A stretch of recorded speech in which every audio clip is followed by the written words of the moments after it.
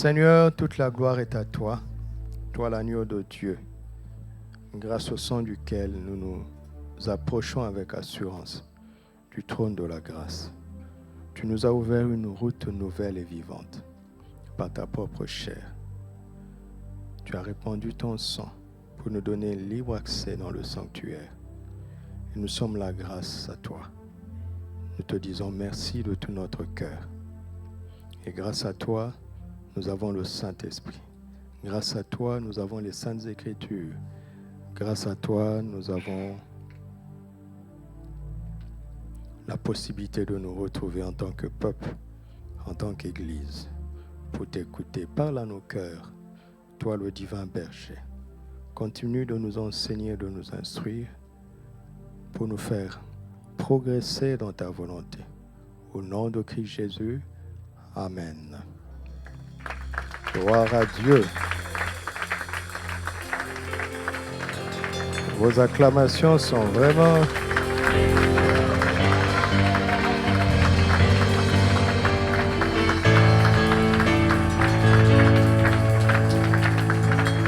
Amen.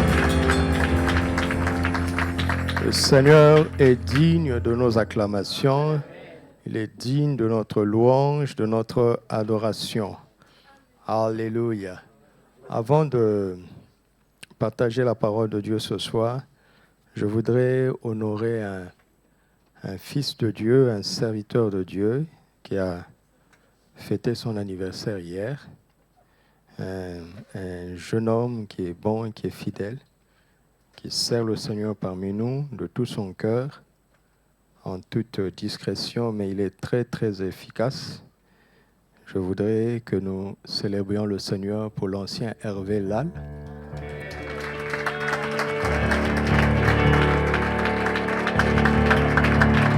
Alléluia. Il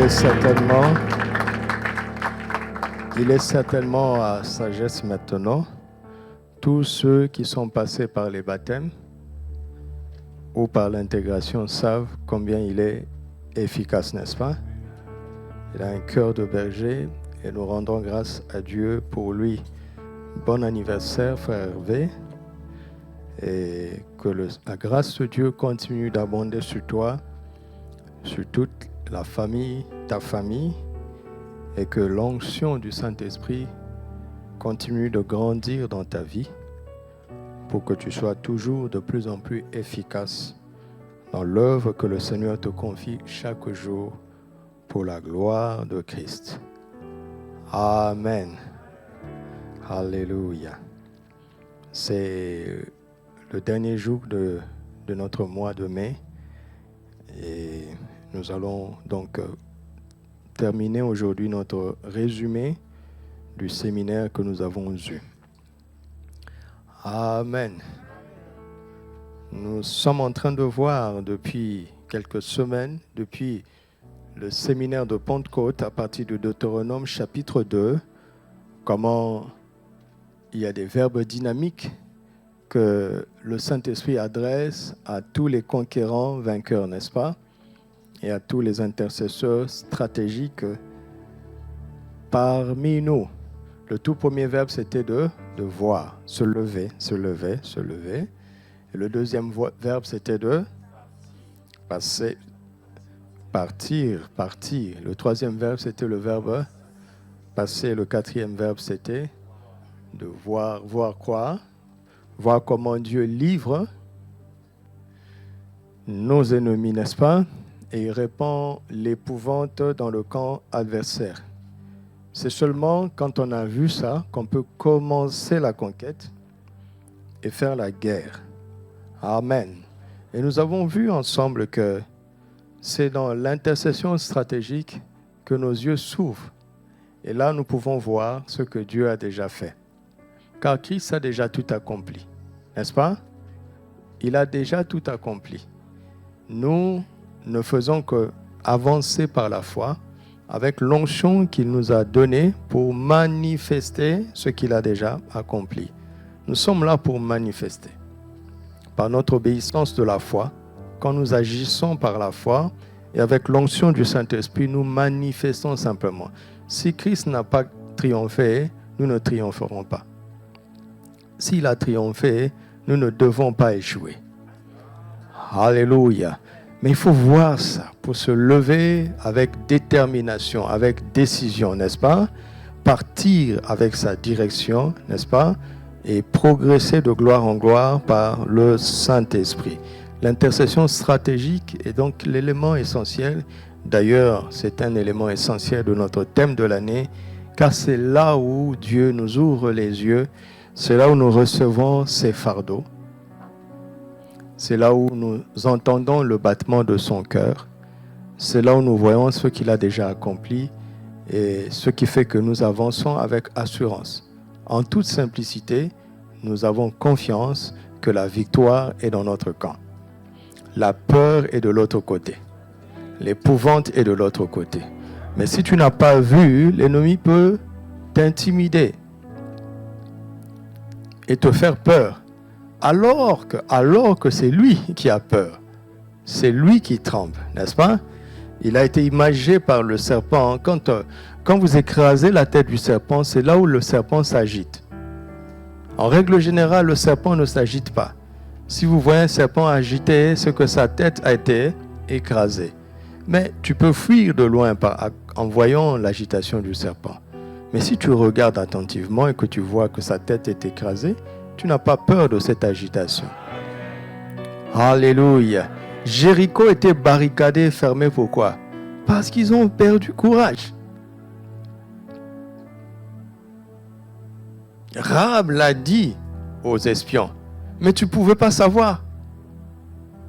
Tu ne pouvais pas savoir. Et Dieu ne leur a pas demandé de casser cette muraille-là avec leur force. Il fallait seulement obéir à une stratégie qui était révélée. N'est-ce pas? Il fallait seulement obéir. Obéir. Et cette muraille, un jour, s'était écroulée. Réfléchissez un peu. Est-ce que Jéricho n'avait pas d'armée? Forcément, n'est-ce pas? D'ailleurs, ceux qui sont allés, quand ils ont su quand les services de renseignement de Jéricho ont su que les espions étaient non seulement à Jéricho, mais chez Rahab, comment ils ont su? D'ailleurs, comment les espions sont entrés? Puisqu'on dit que c'était barricadé, fermé, personne ne pouvait entrer, personne ne pouvait sortir. Ça, c'est eux qui l'ont dit. Les espions sont entrés et ils sont sortis. Ce que l'homme dit ne compte pas. Alléluia. Tu entreras là où les hommes disent que tu ne peux pas entrer. Tu sortiras là où les hommes disent que tu ne peux pas sortir. Ce que l'homme dit ne compte pas tant que Dieu a dit le contraire. Mais réfléchissons, quand la muraille s'est écoulée, il restait quand même des soldats. Pourquoi ils n'ont pas combattu? Pourquoi ils n'ont pas résisté? Parce qu'ils étaient armés extérieurement, mais ils étaient remplis de peur intérieurement. Ils n'étaient pas prêts à combattre. C'est pour ça qu'ils étaient barricadés et fermés. Ils ont conquis Jéricho sans bataille. Parce que ça n'a pas de sens que de combattre un adversaire vaincu. Il faut plutôt discerner sa ruse, n'est-ce pas? Et démanteler cette ruse grâce à la sagesse de Dieu, aux instructions de Dieu données par le Saint-Esprit. Alléluia. Quand David a tué Goliath, l'armée de Philistins était là, n'est-ce pas? Mais ils n'ont plus combattu, ils ont fui. Chaque soldat d'Israël a attrapé son Philistin. La peur a changé de camp. Pourquoi? Parce que leur champion était déjà tombé. Décapité par David. Christ a décapité Satan. C'est à toi et à moi de finir le travail. Alléluia.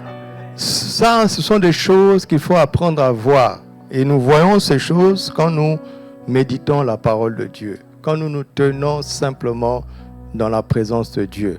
Un intercesseur stratégique ne s'appuie pas sur des titres. Élie était un simple homme. Il y avait 100 prophètes qu'Abdias avait caché 50 par 50. Des prophètes, protégés par un homme, cachés par un homme. Alors qu'il y avait un individu, Élie le Tishbite, un simple habitant de Galade, lui, il était caché par Dieu. Et quand il sortait, c'était des sorties stratégiques. Il était comme un sniper, un tireur d'élite. Il se cache, quand il sort, c'est pour quelque chose de précis. Et puis il rentre dans sa cachette. On ne le trouve pas. Mais il laisse des dégâts. Alléluia. Tu n'as pas besoin d'un titre pour être un intercesseur stratégique. Tu m'entends? Être apôtre ne fait pas forcément de toi un intercesseur stratégique ou un prophète ou un pasteur, un évangéliste, un docteur, un ancien, un diacre, un responsable de je ne sais quoi. Simplement se tenir dans la présence de Dieu, se rendre disponible pour lui. Écouter son cœur. Ne pas se laisser impressionner par ce que le monde est en train de faire.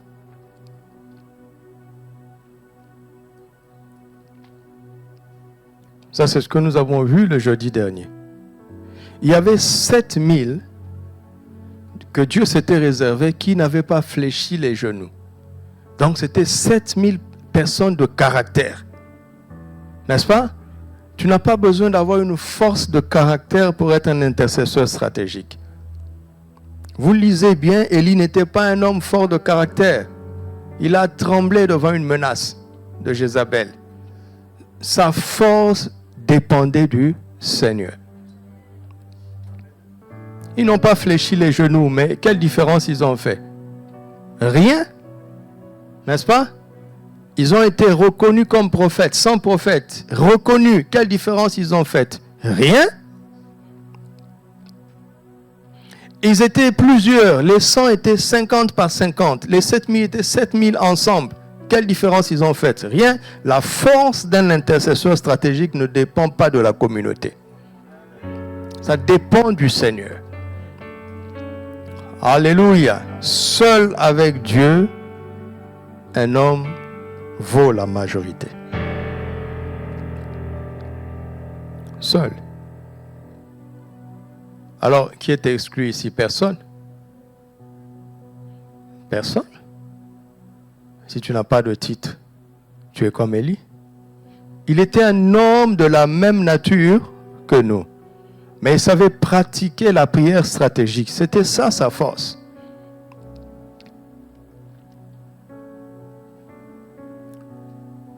S'il fallait considérer nos exploits moraux, certains seraient exclus. S'il fallait considérer nos titres, nos ministères, d'autres seraient exclus. Mais Élie est une bonne nouvelle pour tout le monde. Tu peux être cet intercesseur stratégique. Pour ce temps, tu peux l'être, je peux l'être. Est-ce que tu le veux?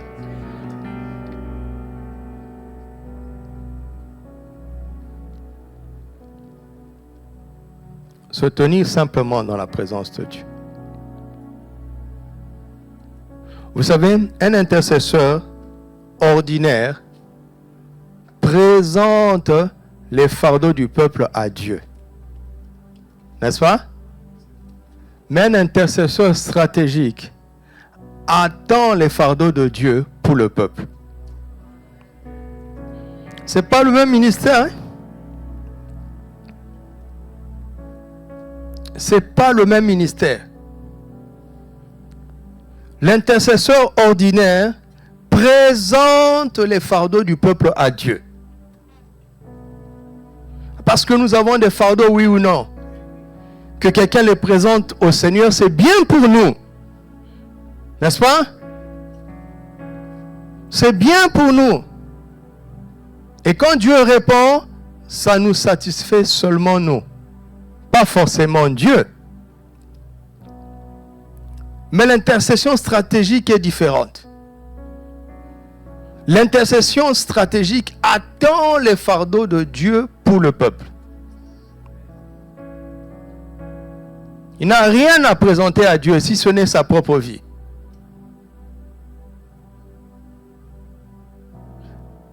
Les 100 prophètes, les 7000, n'était pas inutile pour Dieu. Il faut qu'on se comprenne très bien. Il n'était pas inutile pour Dieu. Pourquoi?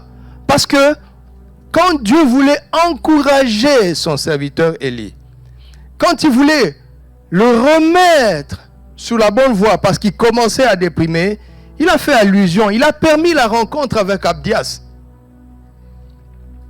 Quand Abdias répondait à Élie, Dieu a permis cela pour que Élie comprenne qu'il se trompait quand il disait « je suis resté seul ». Ce n'était pas vrai. Il n'était pas resté seul. Donc la présence de son prophète n'était pas inutile pour Dieu. La présence de 7000 hommes qui n'avaient pas fléchi les genoux n'était pas inutile pour Dieu. Mais ce n'est pas parce que tu n'es pas inutile que tu es utile. C'est différent, hein?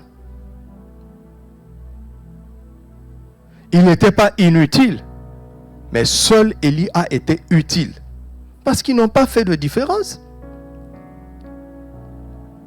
L'intercession ordinaire n'est pas inutile pour Dieu. Parce que Dieu prend plaisir à nous faire du bien. Quand nos portiers ici présentent nos fardeaux à Dieu, Dieu prend plaisir à répondre. Mais ça ne fait pas la différence. L'année prochaine, nous aurons les mêmes besoins. Chaque mois, nous avons les mêmes besoins. Chaque année, nous avons les mêmes besoins. Ça ne change rien, si ce n'est notre propre satisfaction. Mais quand Dieu révèle son plan, là, il amène des solutions durables qui font la différence. L'intercession stratégique travaille pour la satisfaction de Dieu et du peuple. De Dieu d'abord. Mais l'intercession ordinaire travaille pour la satisfaction du peuple.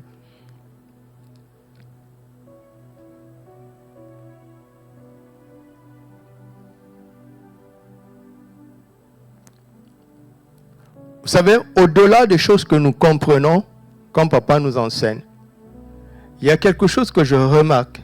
Vous savez, au-delà de la révélation de la parole, il y a la connaissance de Dieu. Si vous l'écoutez attentivement, vous allez vous rendre compte qu'il connaît Dieu mieux que nous. Et ça fait la différence.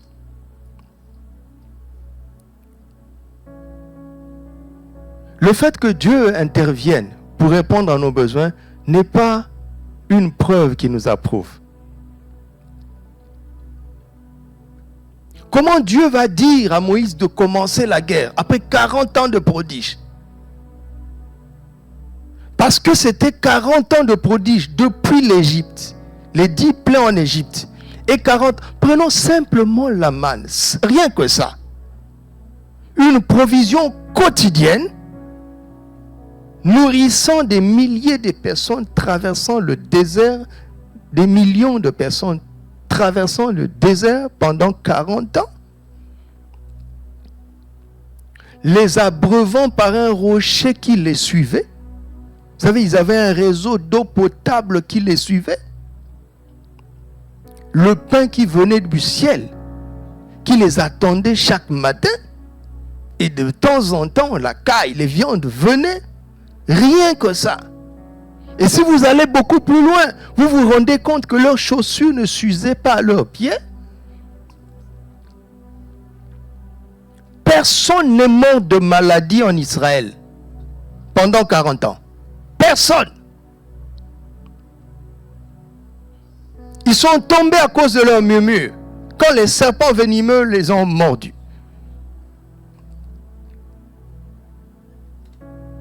Tout ça, Dieu n'était pas content d'eux.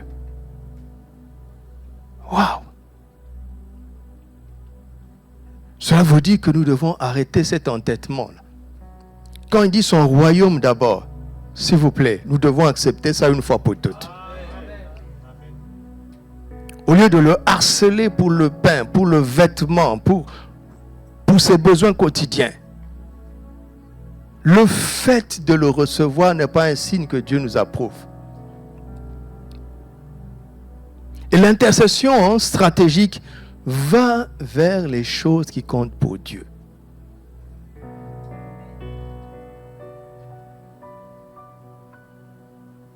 Quand le peuple a déçu le Seigneur a dit à Moïse, j'enverrai un ange. Il chassera vos ennemis devant vous et vous arriverez à Canaan. Ils y seraient arrivés sans Dieu.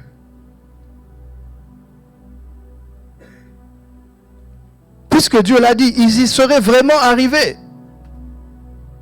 Faisons attention aux résultats apparents. Est-ce que Dieu est là? Mais Moïse connaissait Dieu. Il dit, si tu ne viens pas avec nous, ne nous laisse pas partir. Je n'en veux pas. Moïse dit, je n'en veux pas. Je ne veux pas de cette victoire que les anges donnent. Je n'en veux pas. Il connaissait Dieu. Regardez Abraham, il avait un besoin. Il attendait un fils. Et quand Dieu l'a visité, Dieu lui a dit, l'année prochaine, c'est fait, tu auras ton fils. Et Dieu a tourné le dos, il est parti. Abraham est resté dans la présence de Dieu. Ça, c'est l'intercession stratégique. Seigneur, je suis satisfait. Est-ce que toi, tu es satisfait?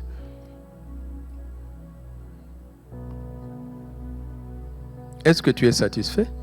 Si c'était un intercesseur ordinaire, alléluia, journée d'action de grâce. Nous allons faire 360 nuits d'action de grâce jusqu'au jour où nous tiendrons Isaac dans nos mains. Isaac viendra parce que Dieu a déjà parlé. Mais des villes sont en train d'être consumées, jugées. Dieu n'est pas content. Il ne veut pas que le juste périsse avec le méchant.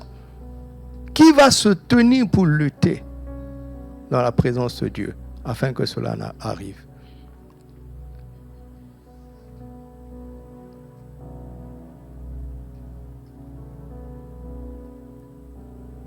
C'est ça. C'est ça. Tu ne peux pas satisfaire le cœur de Dieu sans être satisfait toi-même. Mais tu peux être satisfait sans satisfaire le cœur de Dieu. Tu choisis quoi? Nous choisissons quoi?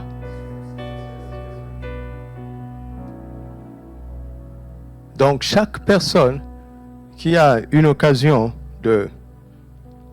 d'exercer un ministère doit commencer par l'intercession stratégique. Avant de nous conduire dans la louange, tu dois louer le Seigneur tout seul, jusqu'à voir tout le plan.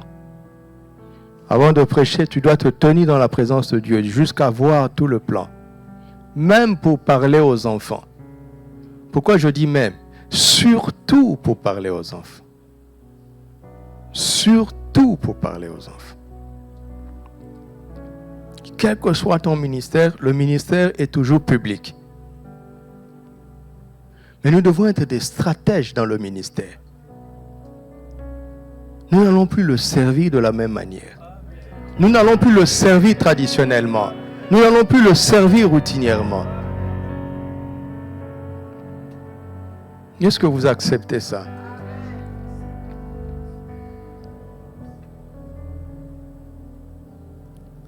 Alléluia.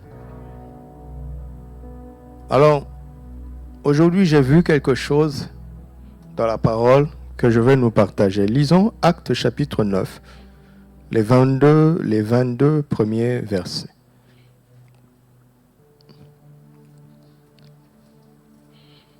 Actes 9, 1 à 20, lisons ensemble.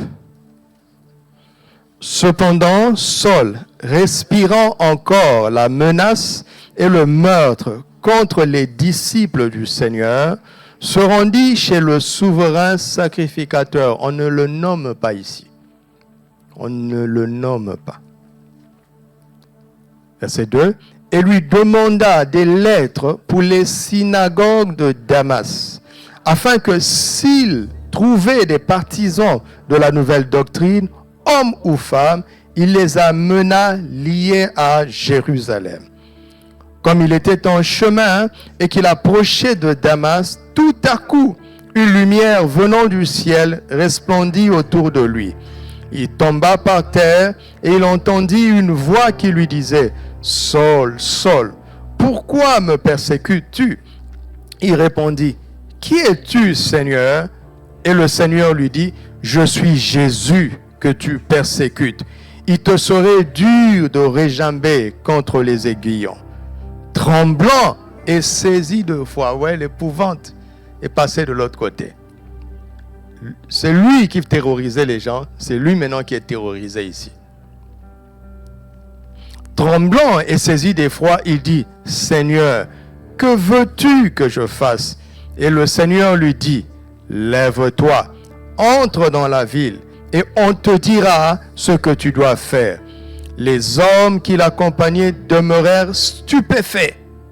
Ils entendaient bien la voix, mais ils ne voyaient personne.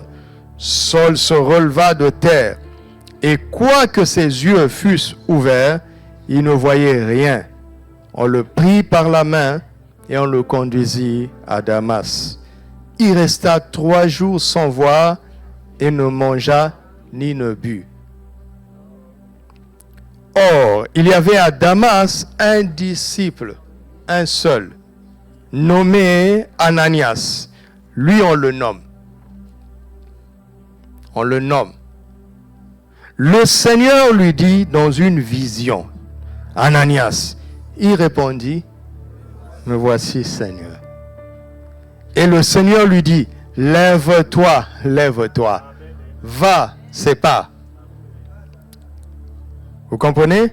Lève-toi, va dans la rue qu'on appelle la droite et cherche dans la maison de Judas un nommé Saul de Tarse, car il prie. Pendant ces 3 jours, il ne mangea ni ne but, il priait. Car il prie et il a vu en vision. Il a vu en vision un homme du nom d'Ananias. Vous voyez? Il ne dit pas car il a prié, car il prie. Le Seigneur dit à Ananias, pendant que tu parles, pendant que je te parle, Saul me parle. Et je lui parle de toi pendant que je te parle de lui. C'est les 2 faces de la même vision. Les 2 regardent la même pièce. Saul regarde du côté pile. Ananias regarde du côté face. Jésus est capable de te parler en même temps qu'il parle à l'autre, en même temps qu'il parle à l'autre, en même temps qu'il parle à l'autre, en même temps qu'il me parle.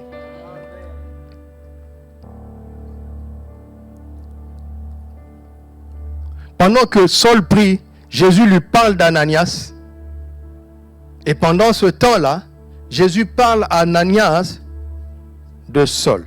Verset 12. Car il prie et il a vu en vision un homme du nom d'Ananias et qui entrait et qui lui imposait les mains afin qu'il recouvrât la vue. Saul voit ce qui va se passer. Alléluia. J'aimerais d'abord m'arrêter ici. Vous savez, Dieu est l'Éternel. L'Éternel, c'est un mot qui est difficile à comprendre parce que le cerveau ne peut pas cerner ça. L'Éternel, c'est celui qui se tient en même temps dans le passé, dans le présent et dans le futur. Ici, là, le Seigneur est en train de montrer à Saul un événement futur. Comment Ananias entre et lui impose les mains. Ça n'a pas encore eu lieu, ça aura lieu. Mais l'Éternel peut emmener le futur dans ton présent.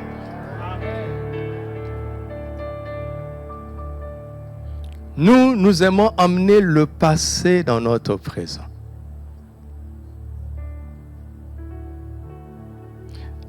Regardez. Verset 13. Ananias répondit, Seigneur, j'ai appris. Il fait recours au passé, n'est-ce pas? J'ai appris de plusieurs personnes tout le mal que cet homme a fait. Mais tu es dans le passé. Tu dis bien, tu as appris et qu'il a fait. Mais moi, je viens de te dire ce qu'il est en train de faire. Le Seigneur a amené le futur dans le présent de Saul. Et pendant qu'il parle à Ananias, il lui révèle comment ce futur-là est arrivé dans le présent de Saul. Ananias est en train de ramener le passé dans le présent. Il interrompt le Seigneur pour ramener le passé dans le présent. Vous comprenez ça? Et c'est ça notre problème. Une vision peut s'arrêter juste parce que Satan t'a rappelé ton mensonge d'il y a 13 ans.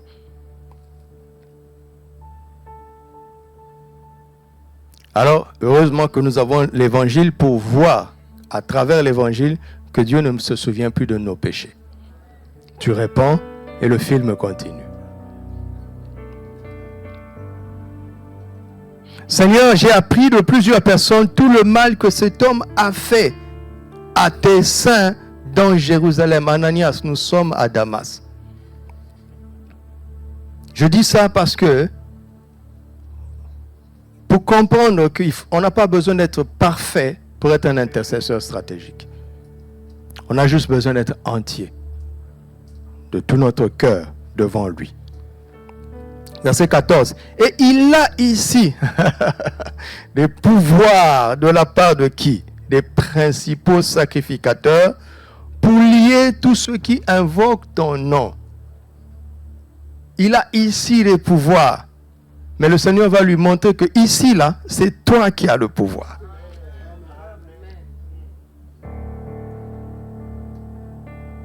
Vous n'avez pas encore compris. Ça va, je ne vais pas insister. Qu'il en soit selon ta foi. Verset 15. Mais le Seigneur lui dit, va, car cet homme est un instrument que j'ai choisi pour porter mon nom devant les nations, devant les rois et devant les fils d'Israël, et je lui montrerai tout ce qu'il doit souffrir pour mon nom, je lui montrerai. Le Seigneur continue sa révélation du futur. Il dit, va, c'est toi qui as le pouvoir ici. À Damas, ici, s'il y a un conquérant, c'est toi. S'il y a quelqu'un qui contrôle dans cette ville, c'est toi. Aussi simple que tu es, tout ce qu'on peut dire de toi, c'est ton nom et ta qualité de disciple. Tu n'as aucun titre. Et pourtant, le pouvoir est dans tes mains. L'autorité est dans tes mains. Exactement comme ce fut le cas pour Élie.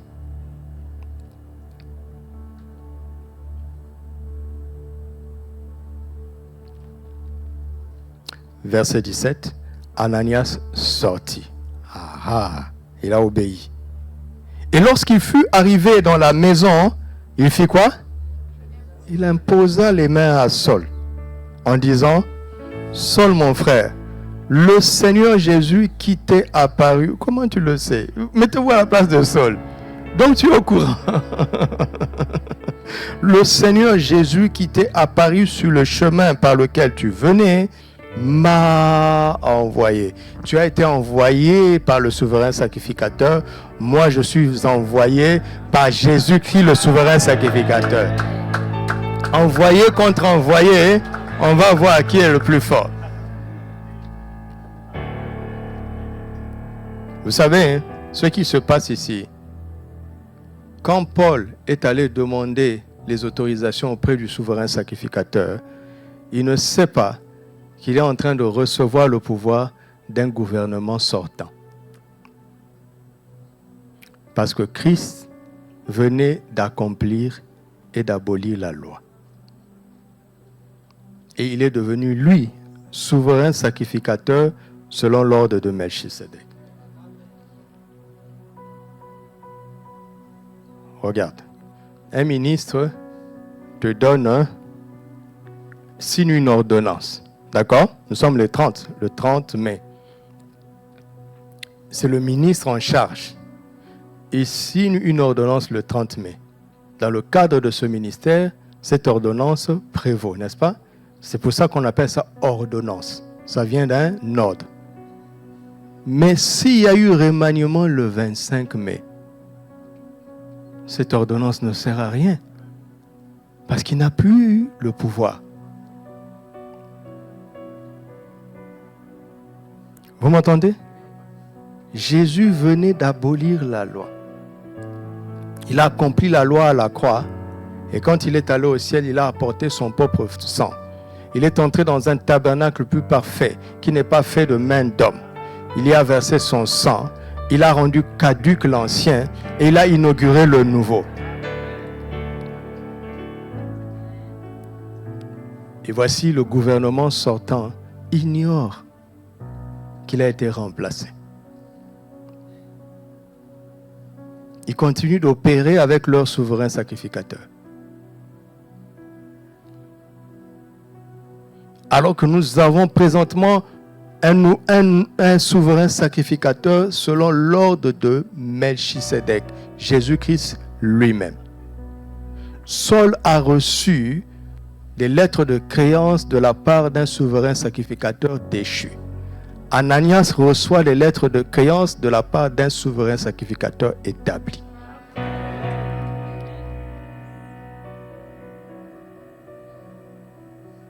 Maintenant, si Ananias doute de son souverain sacrificateur à lui, si le nouveau gouvernement, le gouvernement entrant est hésitant, le gouvernement sortant va continuer d'opérer. Vous comprenez ça? La preuve, ils étaient encore en train d'émettre des ordonnances. Ce n'est pas parce qu'ils sont têtus, eux-mêmes ils sont ignorants que leur temps est fini. Église, sais-tu que ton temps est arrivé?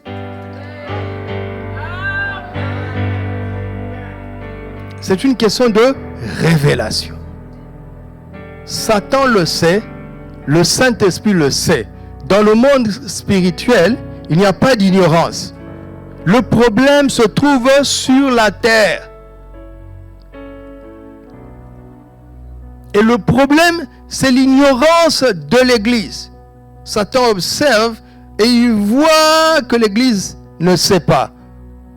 Alors il continue d'encourager ses acolytes qui aussi ne savent pas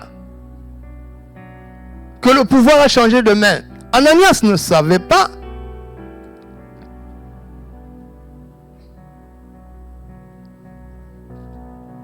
Est-ce que tu sais?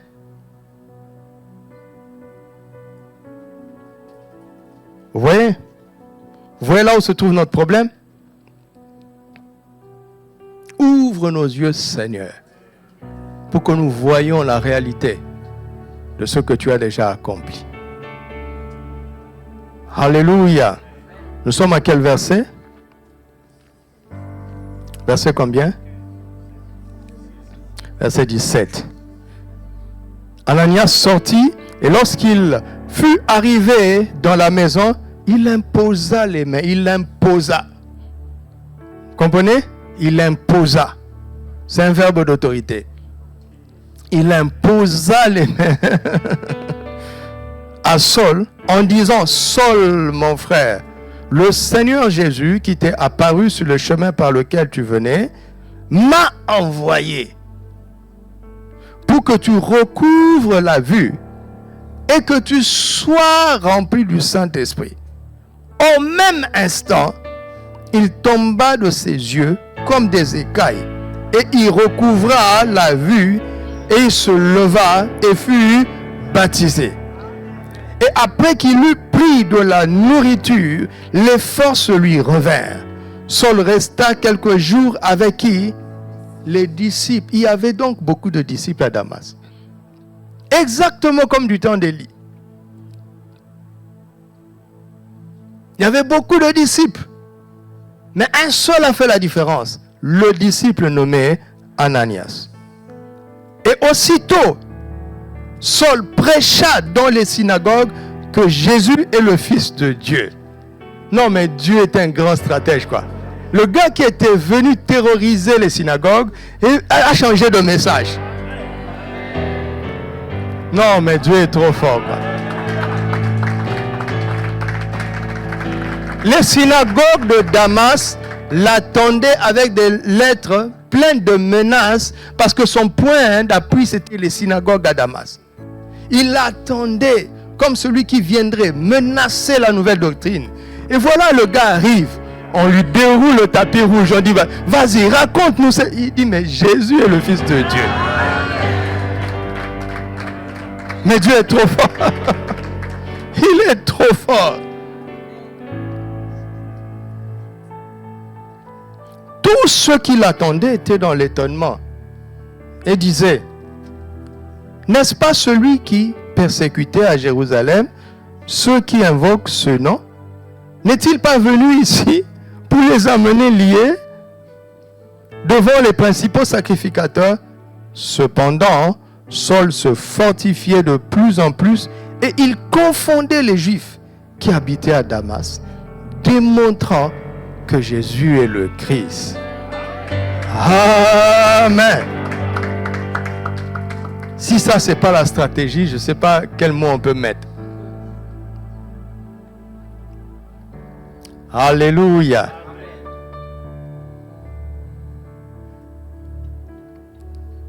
Mon titre est celui-ci, Conquérant vainqueur par l'intercession stratégique, d'une ville à toutes les nations. D'une ville. En l'occurrence, ici, c'était Damas. Pour toi qui me suis, c'est quelle ville? Tu réponds, hein? Partout où tu es, cite ta ville. L'intercession stratégique fera de toi un conquérant vainqueur dans ta ville. Et à partir de là, tes conquêtes, ton intercession va aller jusqu'aux extrémités de la terre. Les fruits de ton intercession stratégique. Dieu veut que les fruits de ton intercession, de mon intercession stratégique, aillent jusqu'aux confins de la terre, jusqu'à toutes les nations à partir d'une ville. Je vais vous montrer rapidement aujourd'hui, pour qu'on prenne du temps dans la prière, que le conquérant vainqueur, l'intercesseur stratégique de Damas, c'était qui? C'était Ananias. Et le fruit de son intercession ira jusqu'aux extrémités de la terre. Pourtant, on n'a plus parlé de lui. Ouais, moi, j'aime ça. Je suis tellement encouragé ce soir parce que je peux vivre ce qu'Ananias a vécu. Tu n'as pas besoin d'avoir un grand nom, un grand ministère, d'implanter des églises partout sur la terre.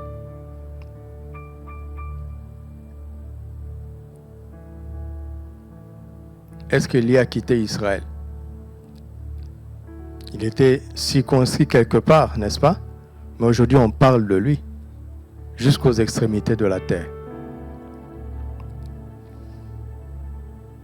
J'aimerais que chacun d'entre nous accepte cet appel à l'intercession stratégique. À partir de la ville où tu es, si tu es un intercesseur stratégique fidèle, le fruit de ta consécration ira jusqu'aux extrémités de la terre.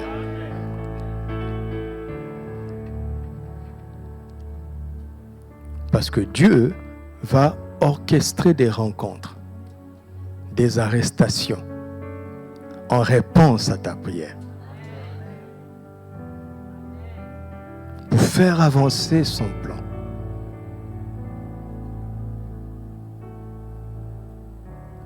Aujourd'hui, nous connaissons l'apôtre Paul. Imaginez la place d'Ananias au ciel. Imaginez la place d'Ananias dans le plan de Dieu. Il est apparu juste ici dans la parole. On n'a plus jamais parlé de lui. Et pourtant, il a engendré l'un des plus grands stratèges du royaume, l'apôtre Paul, par sa fidélité. Alléluia. Regardez ce qui est en train de se passer ici. verset 10, regardons, observons un peu ce que la Bible dit d'Ananias. Au verset 10, on dit « Or ». J'aime beaucoup les « or » de la parole de Dieu. Parce que ça annonce un changement de temps. N'est-ce pas? Un changement de perspective. Vous savez, avec tout ce qui est en train de se passer maintenant, Dieu aussi est en train de faire des choses. Mais ça ne se voit pas avec ses yeux. Ça se voit avec les yeux du cœur, la vision. Or, il y avait à Damas un disciple nommé Ananias. C'est tout ce qu'on trouve à dire à son sujet. Qui est-il? Un disciple. Et ça a été suffisant. Alléluia. C'est-à-dire, quand le ciel regarde la ville de Damas, le ciel voit qui? Un disciple. Quand le ciel regarde ta ville, est-ce qu'il te voit?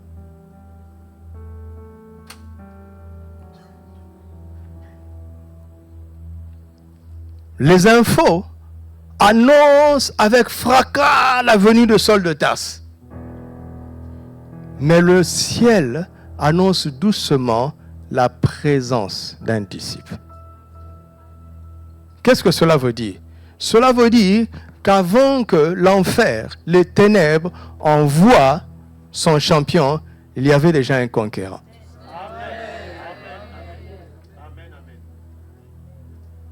Le diable n'aura jamais le premier mot et il n'aura jamais le dernier mot. Si vous voyez le Seigneur laisser faire l'ennemi, ça veut dire qu'il a déjà fini. Dieu commence, quand il a fini, après il dit vas-y, vas-y trop tard. L'ennemi viendra toujours trop tard. Alléluia. Pourquoi? 2 Corinthiens 2,14 dit ceci: gloire soit rendue à Dieu qui nous fait triompher en Christ et qui répand la bonne odeur, en tout lieu la bonne odeur de sa connaissance. Pourquoi il nous fait toujours triompher? C'est parce qu'au verset 11, nous n'ignorons pas les desseins de l'adversaire. Vous comprenez?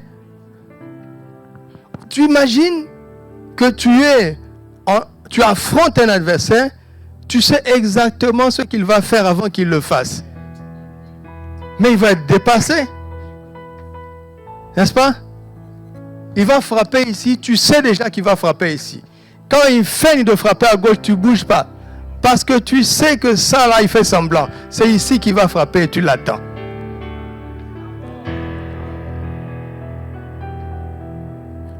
Dieu a toujours de l'avance sur l'adversaire, oui ou non? Mais il veut nous révéler ce qu'il sait. Afin que nous manifestions dans notre temps, dans notre histoire, dans notre situation, l'avance que le Seigneur a. C'est à nous de manifester. C'est à nous de manifester.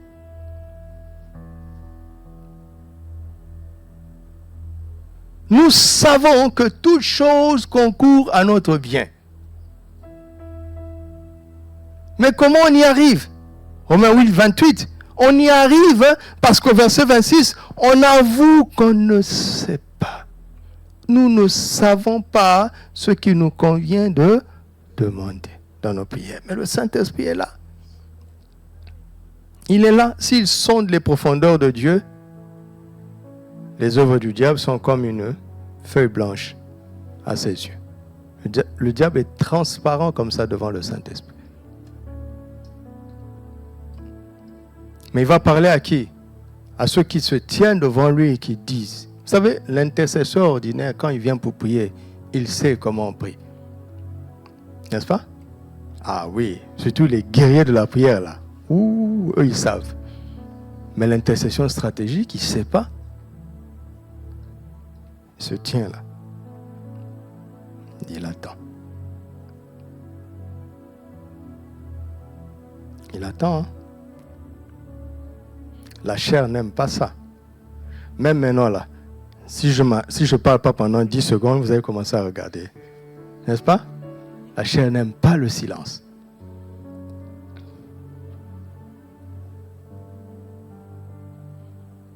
Si tu sais, tu es déjà un récipient plein. Non, ne dis pas Amen. Ne dis pas Amen. Dieu ne peut pas remplir ce qui est plein. Mais si tu reconnais que tu ne sais pas, alors il va te révéler. Là, il va remplir.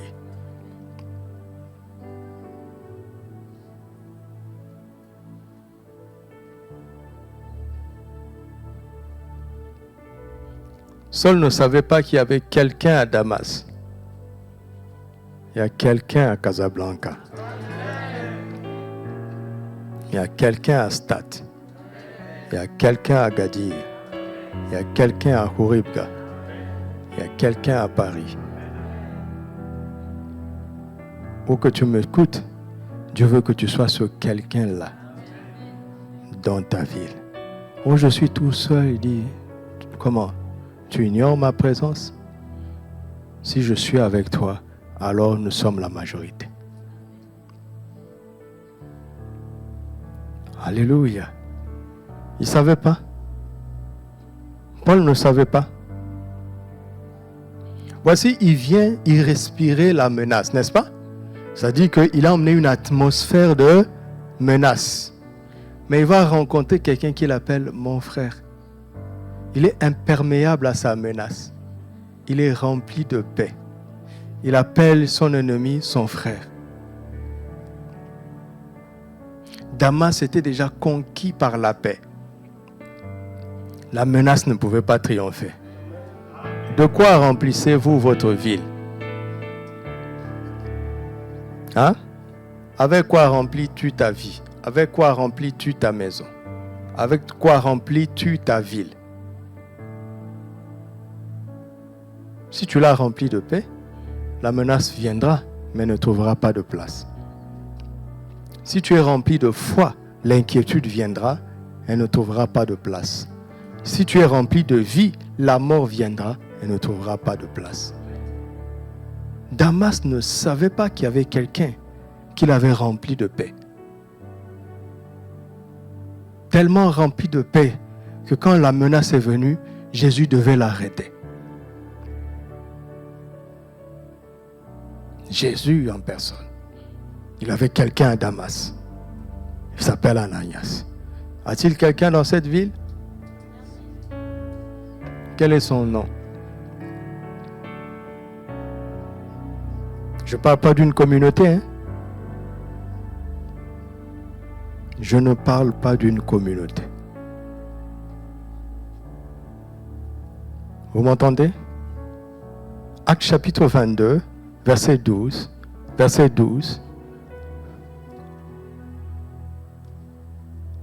Or, un nommé Ananias, homme pieux selon la loi, et de qui tous les Juifs demeurant à Damas rendaient un bon témoignage.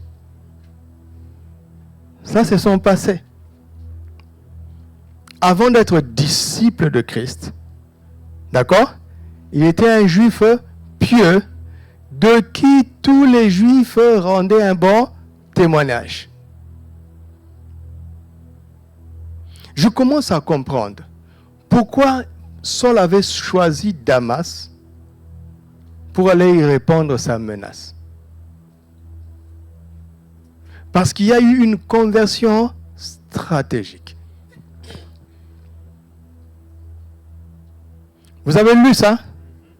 Tous les Juifs rendaient un bon témoignage d'Ananias. N'est-ce pas? Or, Ananias est devenu un disciple de Christ. Ça veut dire quoi? Ça devait secouer toute la communauté. C'est ce qu'on appelle une conversion stratégique. Alléluia. Et donc, surtout dans le Recodec, nous allons apprendre à nous tenir dans la présence de Dieu pour faire des sorties stratégiques. Vous savez, il y a des âmes, quand tu les touches, tu as touché des communautés. Un individu. C'est une conversion stratégique. Ça, c'est son passé.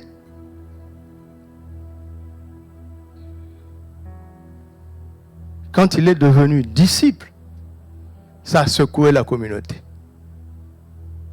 Ça a ébranlé la foi religieuse de beaucoup. Alors, il fallait partir consolider parce que l'ennemi comptait sur la religion. L'ennemi comptait sur les traditions. Les religieux n'ont jamais reconnu Jésus, n'est-ce pas? Ils comptaient sur ça.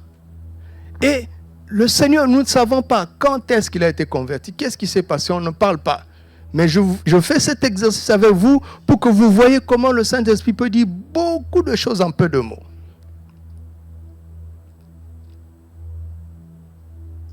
Conversion stratégique. Tout le monde rendait de lui un bon témoignage.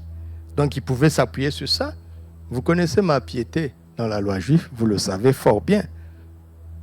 Maintenant, je vous dis, cette personne que nous avons toujours cherchée, pour lequel vous me rendez un bon témoignage, je l'ai rencontré.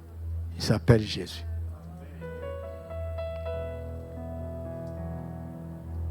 Ah, le monde des ténèbres a dit non, non, renfort.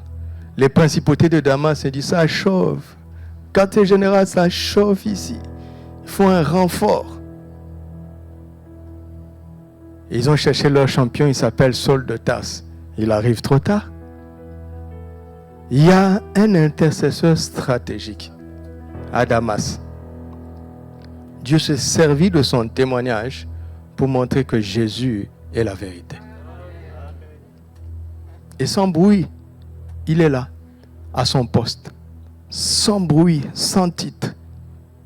C'est seulement avec la force de son témoignage et la force d'une vie disciplinée devant Jésus.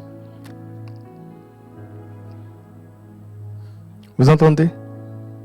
C'est tout. Tout ce qu'on dit de lui, c'est que c'est un disciple. On ne dit pas que c'est un chrétien. Parce que le christianisme peut reproduire l'erreur du judaïsme. Ça peut être rattrapé par les traditions. Mais pas le discipolat. Pas le discipolat. Est-ce que vous me suivez? Donc, pour être un intercesseur stratégique et un conquérant vainqueur, il faut être un disciple. Et avoir un témoignage. C'est ça qui donne l'autorité, la crédibilité devant le monde spirituel et devant le monde naturel. Vous entendez?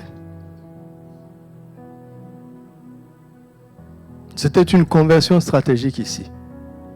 C'est une guerre de stratégie. L'ennemi avait un agent stratégique, un religieux, dénommé Saul de Tarse. Il ne savait pas qu'il servait les desseins du diable. Il ne savait pas. Mais Jésus avait une double stratégie.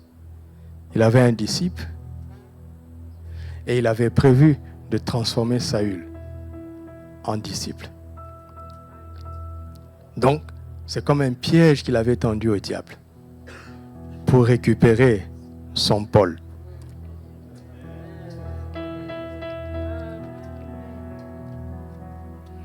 Alléluia. Alors, tout se passe à Damas. Paul arrive donc à Damas trop tard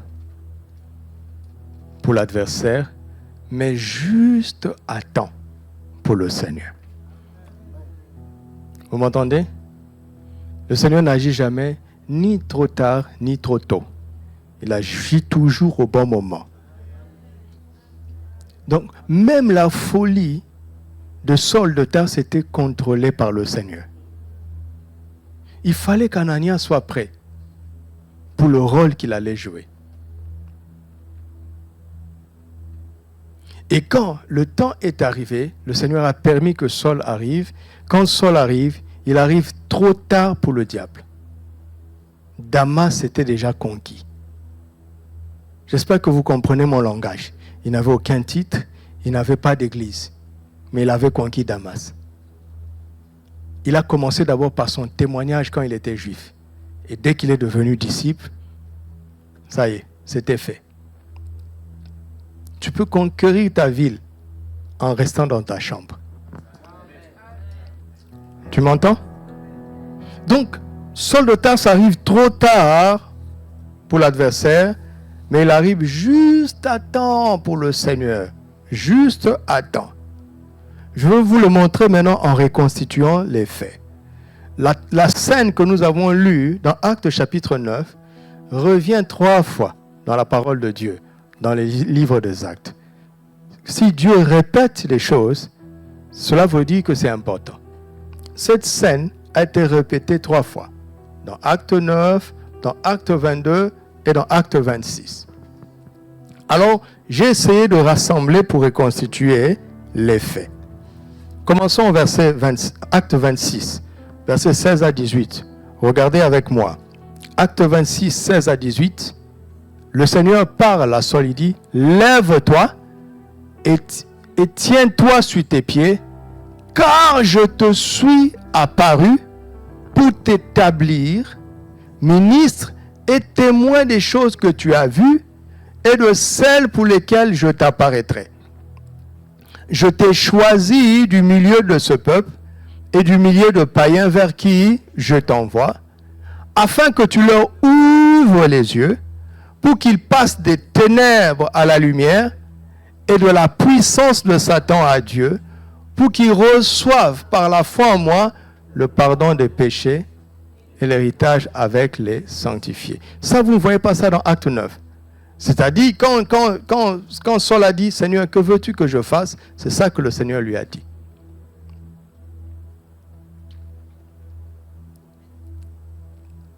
Remets le verset 16. Il lui a dit, « Lève-toi, tiens-toi sur tes pieds, car je t'ai apparu. » Ainsi de suite, verset 17. « Je t'ai choisi du milieu de ce peuple et du milieu des païens vers qui je t'envoie. » Mettez-vous à la place de Saul de Tarse. Il comprend donc son appel. Il commence à comprendre son appel.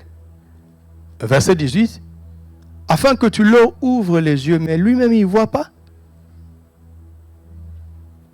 Afin qu'il passe des ténèbres à la lumière. Mais lui-même il est tombé dans les ténèbres. Vous comprenez? Dieu te révèle son plan pour ta vie. Il te révèle sa destinée. Mais si tu es honnête, si tu es intelligent, tu vas voir que toi-même, tu n'es pas encore prêt. Comment est-ce que je vais emmener les gens? Je vais ouvrir les yeux des gens. Moi-même, je ne vois pas. Comment est-ce que je vais faire passer les gens des ténèbres à la lumière? Moi-même, je suis tombé dans les ténèbres. Comment je vais faire ça? Ah! Vous savez, beaucoup se lèvent et commencent à servir avec ça. Puisque le Seigneur leur a vraiment parlé. Mais ils ne cherchent pas d'abord à vivre le message qu'ils vont dire. Ils ne se posent pas la question, hein? Est-ce que je vois moi-même? Non, je vais aller ouvrir les yeux des gens. Mais tu es aveugle toi-même. Je veux emmener les gens dans la lumière. Mais tu es dans les ténèbres toi-même. Tu dois d'abord vivre le message avant de le faire vivre. Tu dois connaître Christ avant de le faire connaître. Tu ne peux pas donner ce que tu n'as pas. Paul dit, ce que j'ai, je te le donne. Si je ne l'ai pas, je ne peux pas te le donner. Mais est-ce que le Seigneur lui a pas parlé? Oui, le Seigneur lui a parlé. Est-ce que le message n'est pas authentique? Bien sûr que le message est authentique. Mais Dieu te parle pour que tu vives toi-même d'abord. Tu es en train de méditer, ça me touche. Ah, je vais prêcher ça. Non, ce n'est pas pour prêcher. Ce n'est pas pour prêcher. Tu as entendu un cantu, tu dis, ça là, le jour on va me programmer pour l'adoration. C'est chant numéro 1. Non, c'est pas pour conduire. C'est pour vivre toi-même. Jésus attend que tu viennes lui chanter ça. Toi et lui.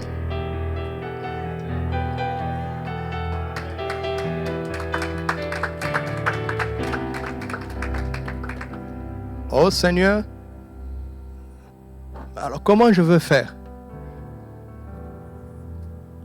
Verset chapitre 9, on revient maintenant. J'ai reconstitué les faits, comme quelqu'un qui fait l'enquête. N'est-ce pas? Les pièces à conviction sont dispersées, donc il faut reconstituer.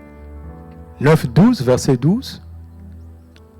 Car il prit, il a vu en vision un homme du nom d'Ananias qui entrait et qui lui a imposé les mains afin qu'il recouvrât la vue.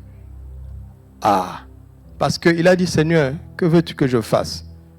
Après que le Seigneur lui a dit ça, mais qu'est-ce que je dois faire? Le Seigneur dit, entre dans la ville, on te dira ce que tu dois faire. Alors qu'est-ce qu'il fait?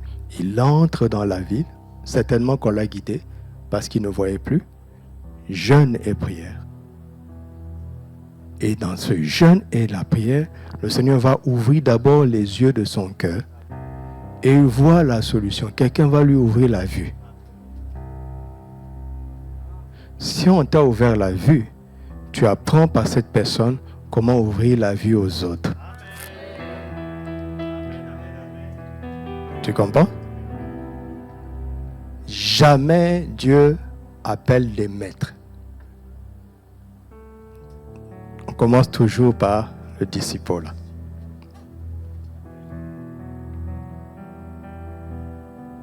Tu ne peux pas être un maître si tu n'es pas un disciple. Tu ne peux pas servir les autres si quelqu'un ne t'a pas servi.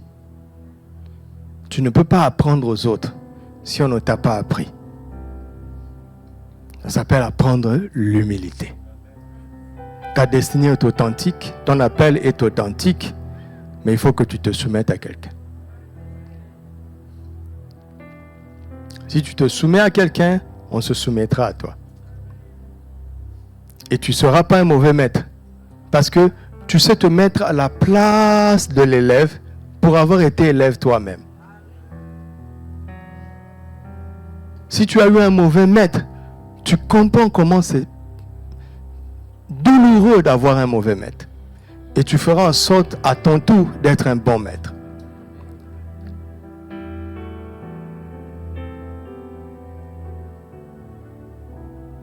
Donc Ananias est venu et Ananias l'a servi. Alléluia.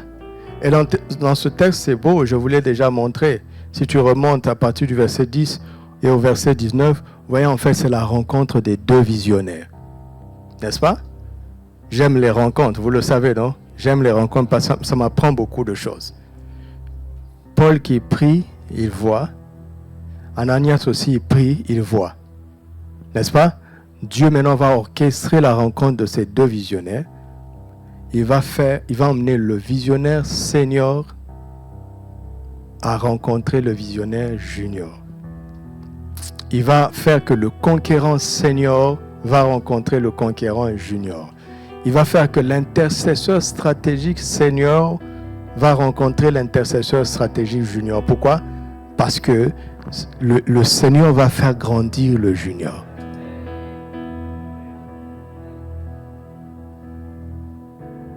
Et à son tour, Paul deviendra un senior. Il va prendre sous son aile Timothée, n'est-ce pas? Silas, Tite, entre autres. Parce que Ananias l'a aidé. Alléluia.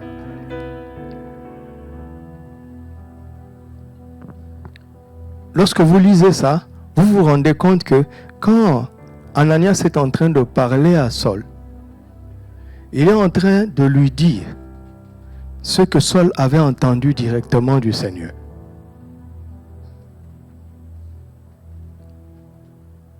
Pour que Saul puisse avoir confiance en l'inspiration de cet homme.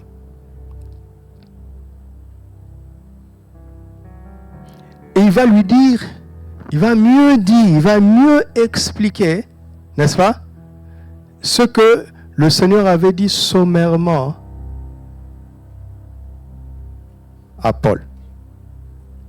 Regardons au chapitre 22, chapitre 22, versets 13 à 16. Alléluia. Suivez, c'est très important. Verset 13. Et il me dit, Saul mon frère, recouvre la vue. Waouh, quelle autorité! Quelle autorité! Il n'entre pas, choco, karamamamamama. Non, non, non, il entre. Saul mon frère, recouvre la vue. C'est aussi simple que ça. Oui, aussi simple. Aussi simple que ça. Mais vous ne savez pas combien d'heures, combien de jours, combien de semaines, combien de mois de disciples ont construit cette autorité. Mais quand il sort, une parole. Comme Jésus. Une parole. Mais c'était une nuit entière dans la présence de Dieu. Pour Lazare, c'était 2 jours dans la présence de Dieu, plus 2 jours de réflexion pendant la marche. Il arrive 4 jours trop tard. Lazare sort. C'est tout. C'est comme ça que tu ressuscites un mort, Jésus. Et puis il me dit, mais on ressuscite un mort comment? Vous allez appeler la fanfare, il n'entendra pas. Vous allez le secouer, il n'entendra pas. Surtout s'il est déjà pourri et qu'il sent. Ton bruit ne sert à rien. Vous vous rendez compte qu'il n'y avait pas de cantique? Est-ce qu'Ananias a dit commençons par la louange? On va appeler la présence de Dieu. Quelle présence de Dieu? Il est en moi. Vous vous rendez compte? Vous vous rendez compte combien loin nous sommes? On va créer l'atmosphère. Quelle atmosphère? Seul mon frère recouvre la vue. Waouh! Que ça nous arrive au nom de Jésus. Viens comme ça là, bonjour, et puis c'est fini. Tu passes ton chemin. C'est un deuil, non? Les gens sont en train de pleurer, donc ils sont tristes. Ils sont tristes. Tu viens, tu dis bonjour. Le deuil se change en bonjour. Tu continues ton chemin. Mais ne vous leurrez pas. Ça vient de loin. Ah oui. C'est parce que nous faillissons dans le secret qu'on se le dise. Jésus s'est caché pendant 30 ans.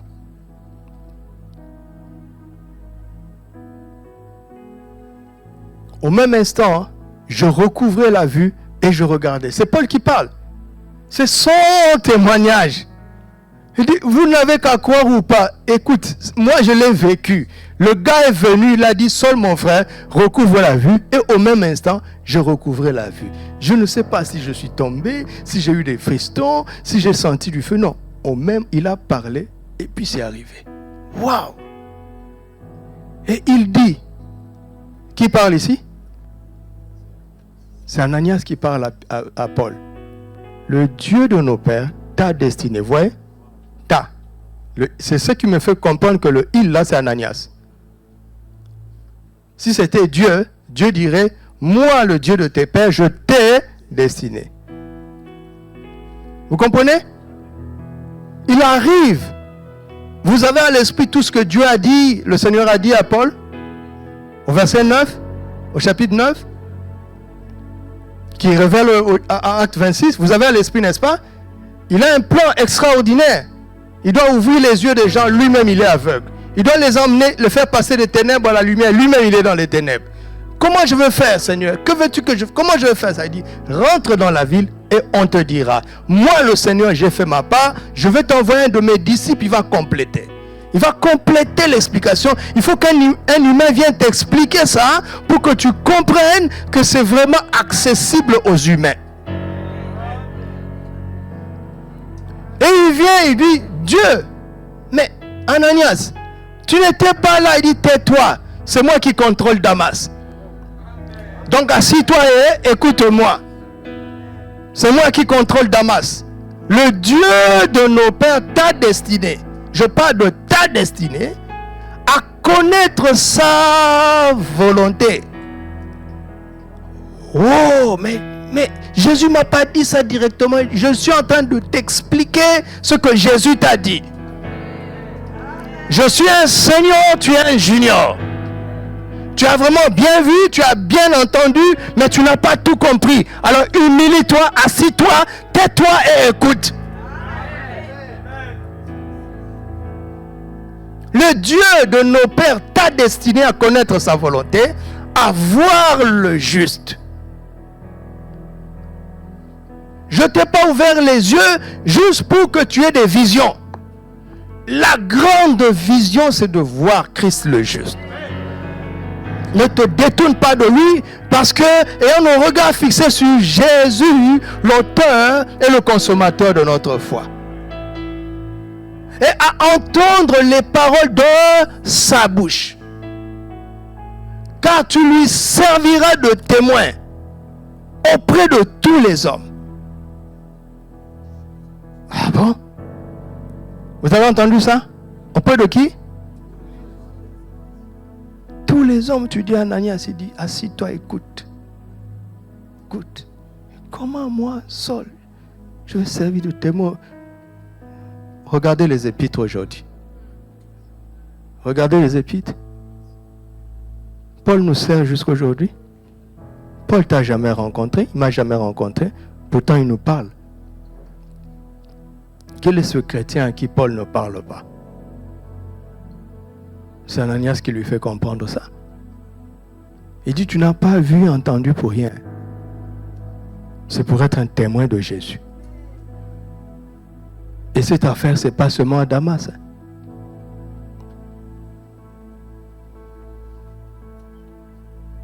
Et maintenant, que tardes-tu? Lève-toi, sois baptisé et lavé de tes péchés en invoquant le nom du Seigneur.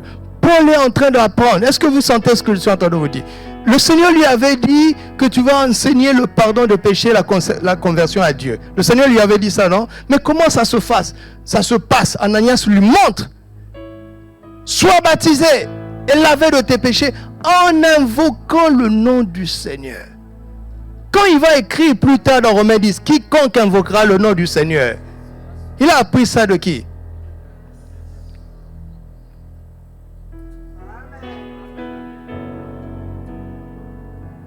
Alléluia.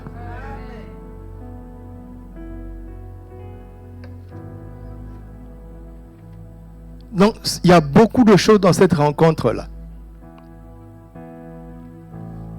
Dieu a provoqué une formation intensive en intercession stratégique, en emmenant un senior parler à un junior. C'est pour ça que nous prenons plaisir à suivre Papa. Nous ne savons pas grand-chose du peu de choses que nous savons. Vous avez entendu ce que j'ai dit?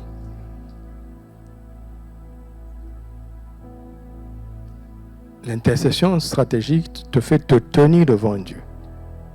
Il va te dire des choses, mais le Seigneur va t'aider à les comprendre.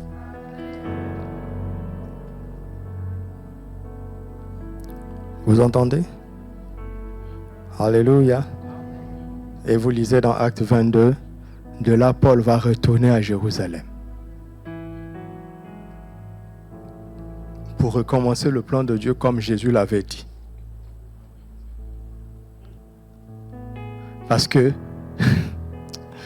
oh Seigneur, si tu dois atteindre les extrémités de la terre, si tu veux la finalité de Christ, il faut aussi aimer son point de départ. D'accord? Si pour arriver là-bas, celui qui est arrivé a commencé là-bas, si toi tu le rencontres ici et que tu veux arriver là où lui il est arrivé, il faut retourner là où lui il avait commencé. C'est une question de principe maintenant. C'est l'intelligence de Dieu. Vous m'entendez? Vous m'entendez? Quand papa nous dit, j'ai fait tout ça avant vous, je me suis trompé, mais ne nous entêtons pas. Pourquoi faire ces erreurs et se tromper encore? Écoutons-le. Il a trouvé le bon point de départ. Acceptons ce bon point de départ.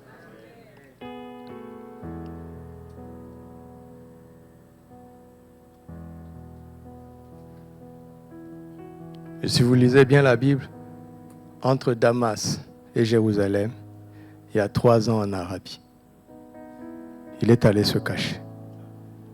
Avec ce que le Seigneur lui a dit, et avec ce que Ananias lui a expliqué, il est retourné dans l'intercession stratégique. Jamais pressé pour sortir pour agir. Il va sortir de là avec une expression, mon évangile. Il en est tellement sûr que c'est devenu comme sa chose. Vous entendez? Regardez Élie. Il dit, il n'y aura plus de pluie cette année, sinon à qui? Nous savons que ce n'est pas sa parole. Mais c'est tellement approprié la parole de Dieu que c'est devenu sa parole. Regardez comment la parole de Dieu se tient.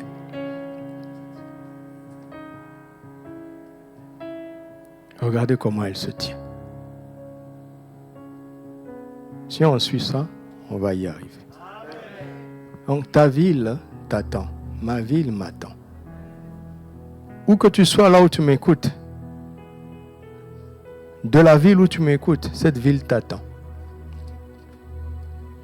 Et tout ce que le Seigneur te demande, c'est d'être un disciple. D'être un disciple. Il va permettre les rencontres. Alléluia. Il va lui-même orchestrer les directions. Il va arrêter celui qui va arrêter ou ceux qu'il va arrêter. C'est son affaire. C'est son affaire. Toi et moi, nous devons juste apprendre à nous tenir dans sa présence. Et à faire des sorties stratégiques. Parce qu'il nous a parlé dans le secret. Si on vit ça, on ira loin. Pour le Seigneur. Amen. J'ai 3 sujets de prière. Nous allons prendre 10 minutes dans la prière. Nous avons 3 sujets stratégiques. D'accord? Prends la position qui te convient. Si tu vas te lever, si tu vas marcher, si tu vas te mettre à genoux, pourvu que tu pries avec intensité. Avec vraiment l'intensité de ton cœur. Parce que ta ville t'attend. Écoutez-moi, il y a des menaces qui se préparent. Mais que Dieu ne permettra pas tant que ces Ananias ne sont pas prêts. D'accord? Mais ces menaces arriveront. Ne nous leurrons pas. Ne nous leurrons pas. Les choses n'iront pas en s'améliorant. Vous le savez, non? Nous sommes déjà en plein dedans. Les guerres et les bruits de guerre, nous sommes déjà en plein dedans. Les choses n'iront pas en s'améliorant. Mais nous pouvons être dans une position de domination. Alors ne prenons pas à la légère ces directions qui nous sont données mois après mois, semaine après semaine. Parce que Jésus vient chercher une épouse, une église glorieuse. Glorieuse. Une église triomphante. Une église conquérante. Et cette année, nous sommes en train d'apprendre que cela passe par l'intercession stratégique. Ce n'est pas un slogan. C'est une révélation que nous devons suivre parce qu'elle nous prépare. Vous m'entendez? Elle nous prépare. Alors commence à prier en esprit là où tu es. Avant que je donne des sujets de prière. Nous avons 3 sujets stratégiques pour lesquels nous allons prier. Élève ta voix, prie en esprit, prie en esprit, prie en esprit.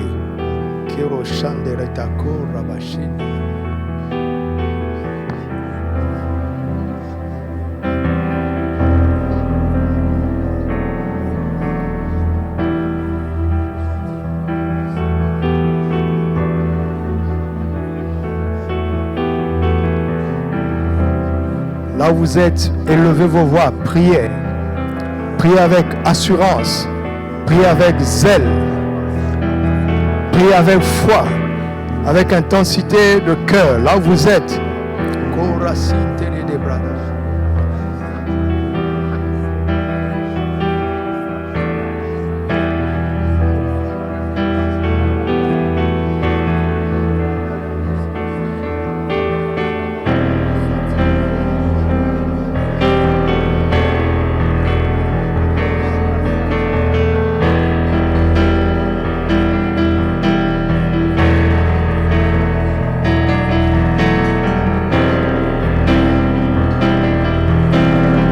te tiens devant le Seigneur pour ta ville.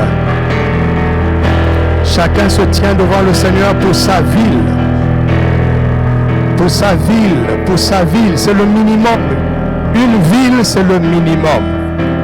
C'était le minimum d'Ananias. Une ville. Et il a tendu le relais à un homme dont l'impact est allé jusqu'aux extrémités de la terre. Une ville, c'est le minimum. Je n'ai pas dit une nation, une ville. Donne-toi au Seigneur pour ta ville. Je ne parle pas de ta ville d'origine, de la ville où tu es maintenant. C'est ça ta ville, c'est ça ta ville. C'est ça ta ville. C'est ça ta ville. Ananias était juif. Damas n'était pas en Israël. Mais regardez quel rôle il a joué pour Damas, qui n'était pas une ville de son pays d'origine. Oublie ces frontières des hommes, ces dénominations des hommes. Le Seigneur va mettre l'amour, son amour pour cette ville dans ton cœur, ainsi que dans mon cœur. Tu ne peux pas réussir sans cela. Le Seigneur va te faire ressentir le fardeau que lui ressent pour cette ville, pour la ville où tu es maintenant. Tu n'y es pas pour rien, tu n'y es pas pour rien. Tu n'y es pas pour rien. Sois un bon disciple du Seigneur dans cette ville, car tu as un rôle à jouer de sa part. Au nom de Jésus. Alléluia. Maintenant que cette ville, le fardeau du Seigneur pour cette ville est sur ton cœur, voici le premier sujet d'intercession stratégique. Tu vas demander au Saint-Esprit des conversions stratégiques. Qu'il y ait une multiplication de conversions stratégiques. Ananias n'était pas n'importe qui. Il avait un bon témoignage chez tout le monde. Et quand il est devenu disciple, c'était stratégique. Demande-le au Seigneur. Prie avec moi. Demande-le au Seigneur. Des conversions stratégiques orchestrées par le Saint-Esprit lui-même, et que ces conversions stratégiques se multiplient. Qu'elles se multiplient, qu'elles se multiplient. C'est le temps d'agir stratégiquement. C'est le temps d'agir stratégiquement. Et ce ne sont pas les stratégies qui manquent au Saint-Esprit. Prie pour cela, prie pour cela, prie pour cela. Laisse tes fardeaux de côté, prends ce fardeau, prie pour cela. Prie pour cela au nom de Christ Jésus.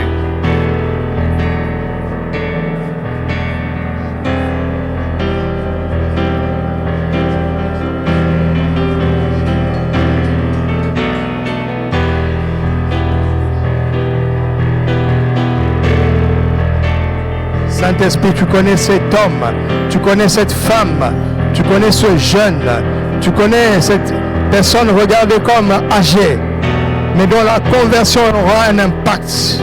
Toi, tu les connais. C'est pour cela que nous prions ce soir au nom de Christ Jésus. Que des conversions stratégiques se multiplient. Que des conversions stratégiques se multiplient. Que des conversions stratégiques se multiplient. Au nom de Christ Jésus, par le Saint-Esprit. Sers-toi de nous, Seigneur, pour témoigner à des personnes stratégiques. Sers-toi de nous pour témoigner à des personnes stratégiques. Que nous ne soyons pas conduits par la vue. Oh non, Seigneur, parce qu'avec nos yeux, nous pouvons penser que telle personne, si elle se convertit, elle aura plus d'impact. Mais nous pouvons nous tromper. Seigneur, même ton prophète Samuel s'était trompé dans la maison d'Isaïe. Ce n'est pas avec nos yeux, mais avec nos cœurs. Avec nos cœurs, dirige-nous vers ces personnes que tu connais, qui auront un rôle stratégique à jouer si seulement ils deviennent tes disciples. Dirige-nous, Seigneur, dirige notre témoignage, oriente notre témoignage, oriente nos prières. Il convient que nous prions en langue pour cela. Prions en langue pour cela. Prions en langue pour cela. Karanda bakasheto irakantera da bako shaketereda orata.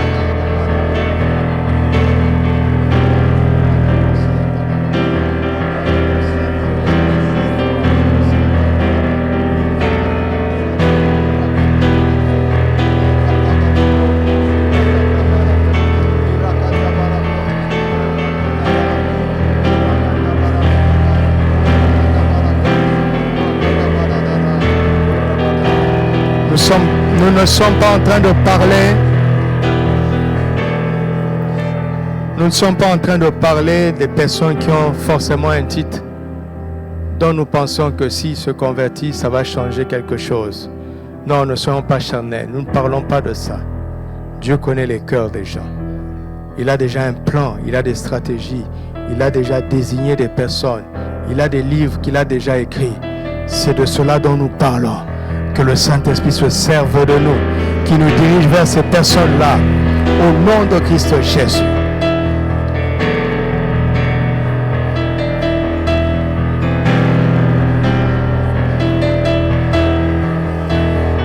Imaginez ce qui va se passer si les conversions stratégiques se multiplient.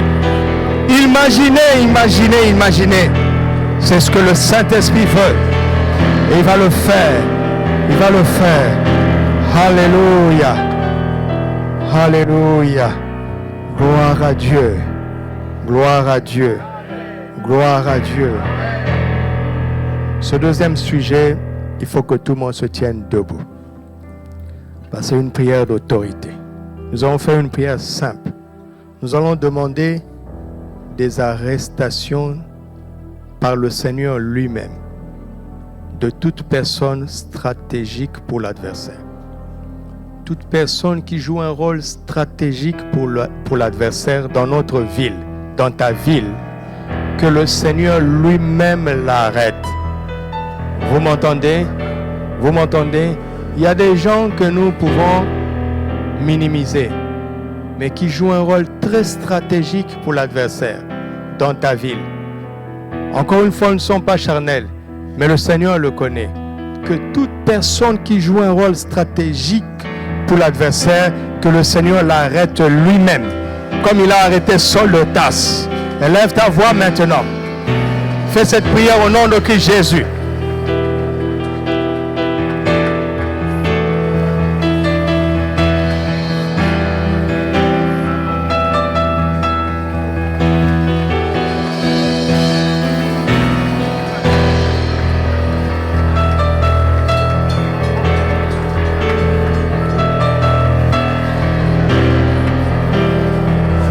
Non seulement le Seigneur les arrête, non seulement le Seigneur les arrête, mais il les transforme en agents stratégiques pour le royaume. Au nom de Jésus, prions pour cela.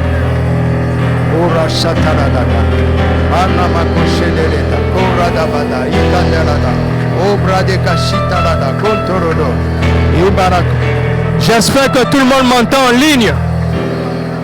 Faites en sorte qu'on m'entende bien. Faites en sorte que...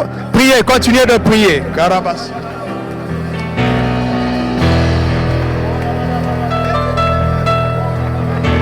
Arrête-les, Seigneur. Arrête-les, Seigneur. Arrête-les, Seigneur, toi-même. Arrête-les toi-même. Comme tu as arrêté Saul de Tarse sur la route de Damas. Arrête-les et transforme-les en agents stratégiques de ton royaume. Au nom de Christ Jésus.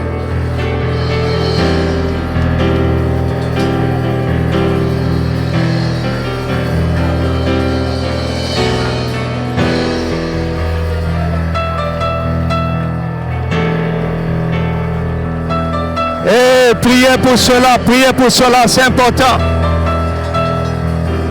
Priez pour cela, c'est important.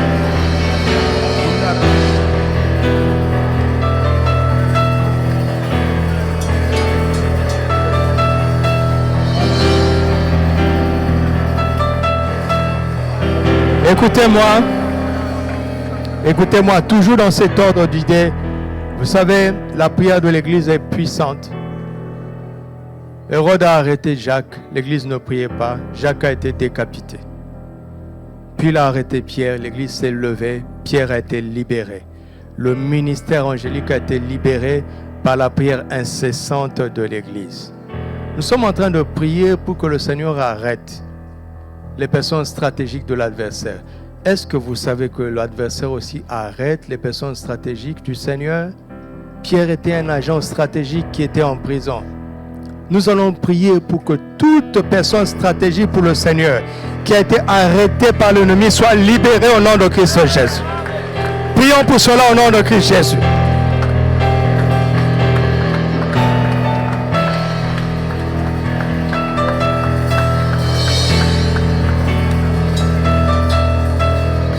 Quelle que soit la stratégie que l'ennemi utilise pour l'arrêter.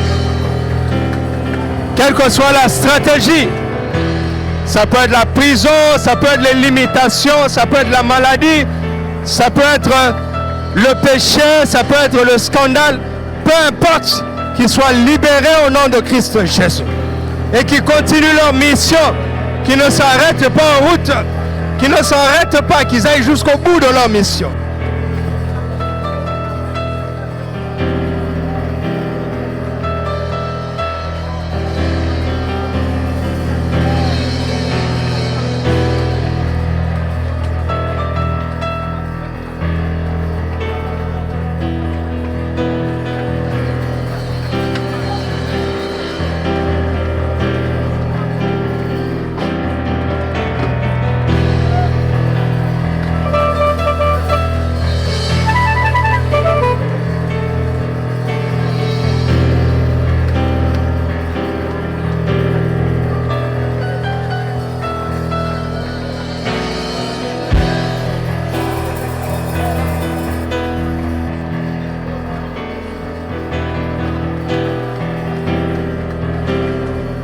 Alléluia. Gloire à Dieu. Alléluia. Gloire à Dieu. Ces 3 sujets vont être des sujets d'intercession le dimanche au culte. Dans chaque tabernacle, le dimanche, nous commençons par ça. Amen. Et il serait bon qu'à partir d'aujourd'hui, l'intercession du dimanche matin vienne du message du jeudi. Comme ça, nous sommes sûrs que les sujets sont uniformes. Tout le dimanche. Pourquoi? Parce que nous devons prier sans cesse et tous ensemble d'un commun accord. Donc quand il y a dispersion de sujets, ça casse un peu cet élan-là. Voici notre dernier sujet de prière ce soir. Nous allons demander au Saint-Esprit lui-même de provoquer des rencontres stratégiques. Comme la rencontre qui a eu lieu entre Ananias et Saul. Que ces bonnes rencontres se multiplient. Alléluia. Et c'est l'œuvre du Saint-Esprit. Prions pour cela. Prions pour cela au nom de Christ Jésus. Qui chabot.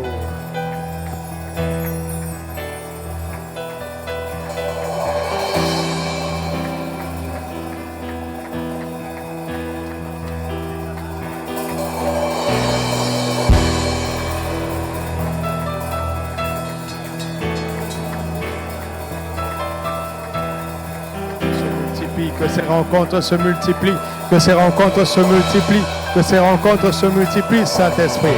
Que ces rencontres se multiplient, que ces rencontres se multiplient, que ces rencontres se multiplient.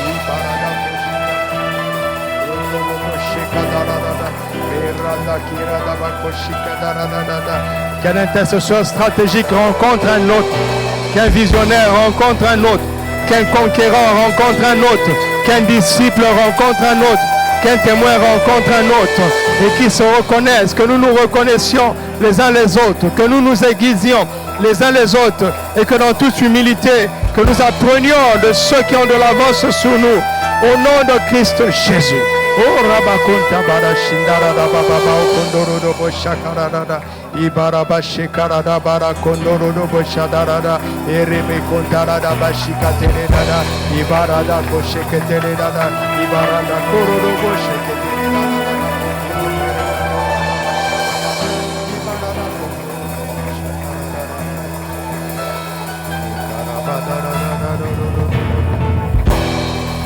Oh, Shikadera Dabako, Harabasia Toto Kontarada Brates, au nom de Christ Jésus. Alléluia. Alléluia. Nous allons faire une confession ensemble et tu vas commencer par dire le nom de ta ville. Avant les paroles que nous allons dire, par exemple, si tu es à Marrakech, tu vas dire Marrakech. Tu comprends? Alors que tout le monde, chacun va crier avec autorité le nom de sa ville. 1, 2, 3. Tu vas crier ça, tu vas dire écoute-moi bien. 1, 2, 3.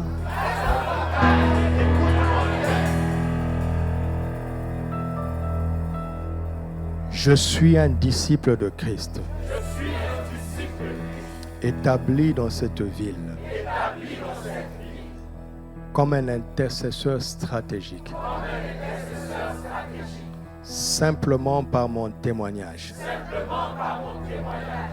Et comme je suis déjà dans la ville, c'est moi qui règne dans cette ville. C'est moi qui l'occupe, qui la domine, avec les valeurs du royaume des cieux, pour la gloire de Christ. J'ai été établi et mandaté par l'actuel souverain sacrificateur.